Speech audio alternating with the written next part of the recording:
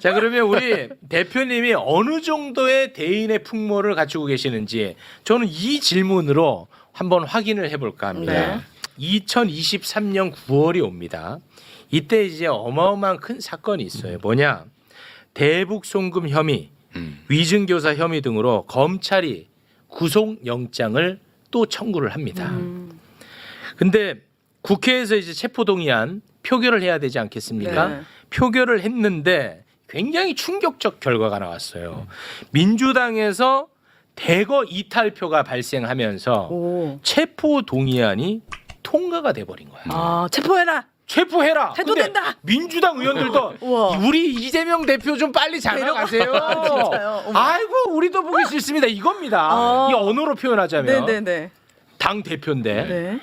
야, 이 어느 정도 대인의 풍모인지 한번 그 왜 이렇게 짜증을 내요? 나죠. 그럼 이게 뭐 하는 표정이 가만히 집안- 계세요. 집안의 어른을 그렇게 예. 막 아, 그랬구나. 지금 이게 좀 대인의 되는 풍모 거예요? 지금 여기서 체크 들어갑니다. 테스트입니다. 네. 그때 인간 이재명 네. 솔직히 어땠습니까? 솔직하게 뭐 예상한 일이었어요. 이걸 예상하셨죠. 네, 왜냐하면 왜냐하면 1차 때도 그랬으니까 1차 때 약간 조짐이 있었죠. 그 이미 2023년 뭐 그때쯤 이제 정부 이제 어쨌든 대통령 그다음에 여당 쪽은 무슨 수를 써서라도 이재명을 잡아넣는다. 그건 맞습니다. 뭐 그렇게 작전을 짰던 거. 그거는 맞습니다. 어쨌든 뭐 대한민국 한 개 지방 검찰청 규모의 검사 인력을 투입해가지고 저를 다 전방위로 털었잖아요.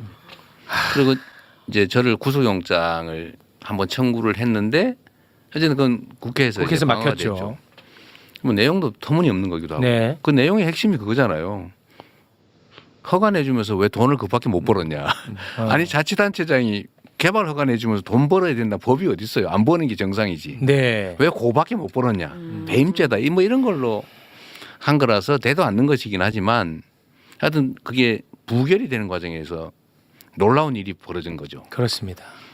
상당수가 와. 찬성을 했다는 거예요. 와, 이거는 진짜 인간적으로 충격 많이 네. 받았을 것 같아요. 그러니까 인간적으로. 그때 1차 때 약간 제가 충격이었어요. 아, 그때 충격 1차 받았죠. 때. 와, 그 왜냐하면 충격이야. 찬성한 사람이 최소 20 몇 명 정도 되는 것 같고 와, 이게 충격. 그다음에 기권. 그렇죠. 기권은 반대가 아니고 기권 내가 언제든지 바꿀 수 있다 이렇게 한 게 한 열 몇 명 정도. 1차 때. 대충 한 40명 가까이. 숫자가 이제 보이잖아요. 계산해 보면.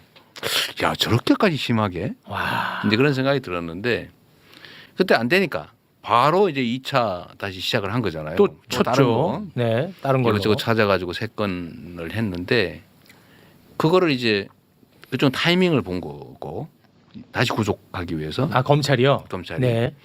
그런데 저는 뭐 어차피 수사에 뭐 계속 하는 거니까. 네.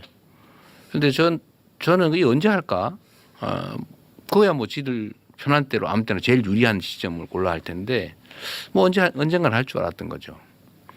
그런데 딱 그때 표결을 했는데 아 가결 되겠다. 와. 왜냐면 그 전에 제가 들은 얘기가 있거든요. 근데 그 검찰이 수사하는 과정에서 벌인 일, 그 타임 스케줄에 따라서 한 일 이런 것들하고 당내에서 이렇게 저렇게 움직이면서 나한테 비공식적으로 요구한 거, 협상으로 제시한 거 이런 걸 맞춰 보니까 아. 이미 다 짜고 한 짓이거든요. 누가 짜요? 당내 일부하고 검찰이요? 거의 비슷하게 맞춰져 있더라고요. 에? 이건 너무 아니 뭐 충격적인. 짰다는 그 증거는 없고 아, 그러니까 그렇게 추측이지. 이제 추정하신다는 거죠. 이렇게 연관성이 있어요. 타임이.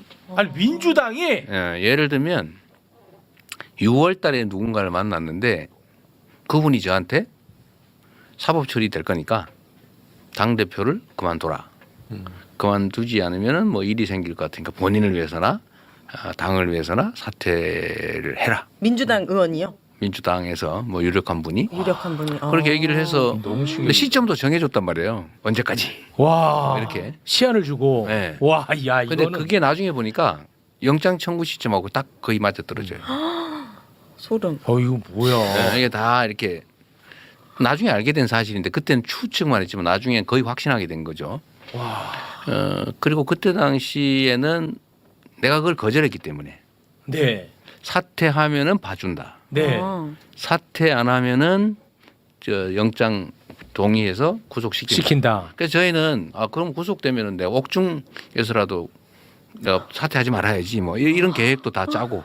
와 대단하시다 진짜. 파워 J 스타일. 아니 그러니까 진짜 대단하셔. 그거를 이제 왜냐하면 A안 B안 네. 만약의 경우에 안 다 해놓고 우리 최고 지도부들하고 다 의논해서 네. 비상사태가 벌어질 가능성이 높으니 그때는 이렇게 하자 뭐 이런 거 다 해놓고 했는데 가결된 거죠. 예상한 대로. 다만 제가 그때 사실은 이런 건 약간 정무적인 것들이 있는데 반대할 거냐 찬성할 거냐 그러면 가결을 해달라 이렇게 공개적으로 요구를 해서 그럼 부담 없이 가결을 해서 넘어오면 법원에서 영장이 기각될 가능성이 좀 높아지죠. 왜냐하면 국회가 내가 요구해서 가결한 거니까. 그런데 반대로 내가 부결해 주세요 했는데 네. 가결이 돼버리면 영장 발부 가능성이 훨씬 높아져요. 네네. 그렇겠다. 무슨 말씀인지 네. 알겠습니다. 그래도 저는 부결해 주세요라고 하고 가결이 될 것으로 저는 각오를 했어요. 근데 왜 그렇게 했느냐? 그건 뭐예요? 그러면 이 가결한 규모가 드러나잖아요. 누가 가결을 했는지가 드러난다고요. 네. 그런데 만약에 가결해 주세요에서 전원이 동의를 해버리면 가결한 사람이 드러나질 않잖아요. 전략가시는. 아니 그거 드러나서 저는- 뭐 하시려고 그랬어요? 책임을 물어야죠.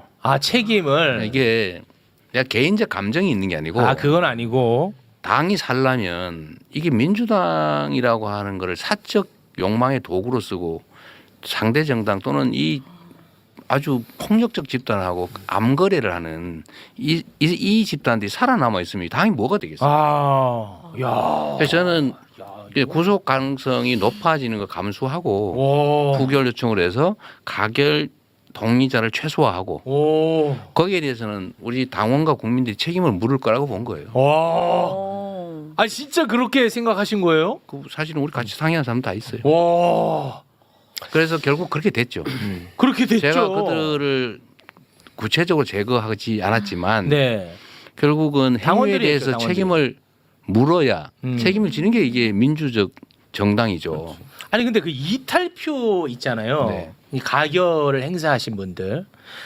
그분들한테 이 사건을 좀 들여다보라고 설득해 보신 적이 있습니까? 아니 의원님이 나서서 그러니까 대표님이 나서서 설득하지 말고 사건을 들여다봐. 왜 이 말씀을 드리냐면 제가 뭐 특정인 이름은 거론하지 않겠습니다만 대표님을 진짜 혐오하는 누군가가 있는데 그 사람도 대표님 사건에 대해서는 이건 뭐 무죄다. 그리고 이거는 검찰이 다 뒤집어 씌운 거라고 얘기를 합니다. 네, 아무 증거가 없어요. 아니 그렇게 얘기를 해요. 진짜 혐오하는 사람인데도. 그러니까 그렇듯 이 사건만 그냥 좀 봐달라. 이렇게 설득한 적 없습니까? 뭐 크게 안 했어요. 왜냐하면 제가 이 구구하게 그걸 설명을 하면 구차하고 그건 법원에서 어차피 결판이 날 거고 저는 이 나라 사법제도를 어느 정도 믿는 사람이기 때문에 구구하게 설명하는데 의미도 없고요. 그래요. 그리고 그분들이 예를 들면 이재명이 죄를 지었구나. 그러니까 하지 말아야지. 이런 생각하는 사람들이 아니고 정치적 이해관계 때문에 제거해야지. 이런 데 동의하는 것이기 때문에 설명은 의미가 없어요. 의미가 없어요. 네, 다 정치적 판단이기 때문에. 그렇습니까? 근데 결국은 뭐 좀 이따 얘기를 하실지도 모르겠지만 총선에서 그게 다 드러나 버렸고 정리가 됐죠. 그리고 하필이면 그 시점에 그 논란이 있던 시점에 소위 민주당의 의원 평가가 이루어졌어요. 그 시기가 그거 하는 시기예요. 네. 네네. 이게 겹쳤어요. 네. 그 겹치는 바람에 그 가결했던 것으로 의심을 받은 사람들이 당원 여론조사, 지역 구민 여론조사, 의원들 간의 상호 평가 이런 데서 엄청나게 감점을 받아버려 가지고 그래서 그 평가가 많이 낮아진 측면이 있습니다. 제가 우리가 일부러 뭘 한 게 아니고 그러니까 이재명의 사감으로 한 것이 아니라 아니고 시스템에서 진짜 했는데 네. 그게 맞아 떨어져 버린 거예요.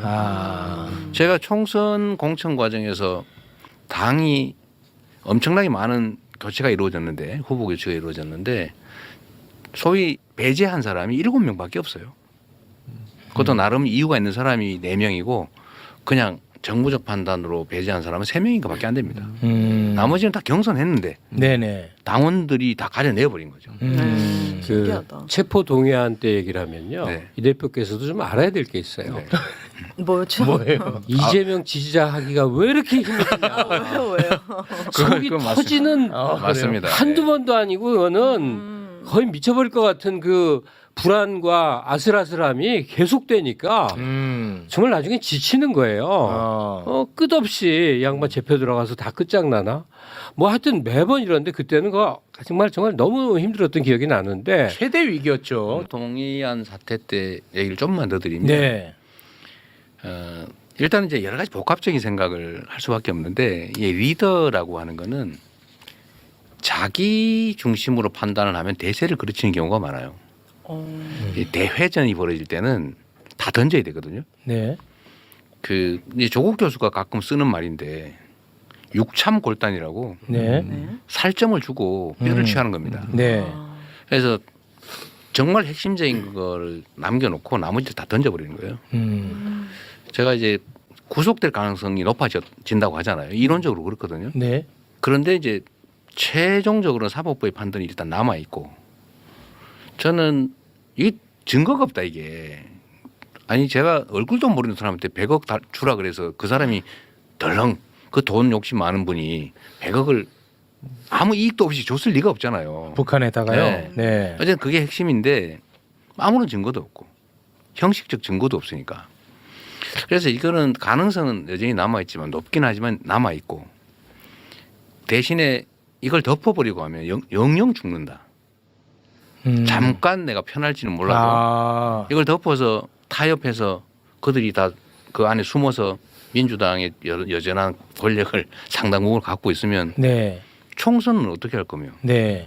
그다음에 저 윤석열 저 정권을 상대로 어떻게 대오를 유치해서 싸울 수 있겠냐.